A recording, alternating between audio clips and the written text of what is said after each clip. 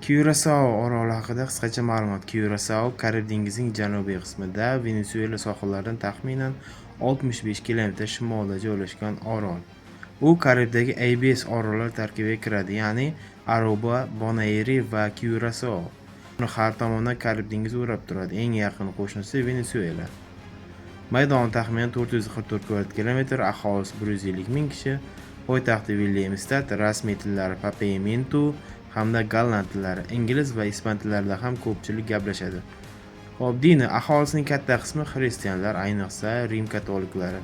Shuningdek, protestantlar va boshqa diniy jamoa vakillari ham mavjud. Siyosiy maqom Kyurasao mustaqil davlat emas, u Niderlandiya qirolligi tarkibidagi avtonom mamlakat hisoblanadi. O'z parlamenti va hukumati bor. Kyurasaoning o'z bayrog'i, gerbi va madhiyasi bor. Bayrog'i 1984-yil 2-iyuldan beri rasmiy bayroq sifatida qo'llaniladi. Valyutasi Karib gulleni. Iqlimi issiq tropik iqlim hukm suradi. Yil davomida havo odatda 27-31 gradus atrofida bo'ladi va orol dovullar kam uchraydigan hududda joylashgan.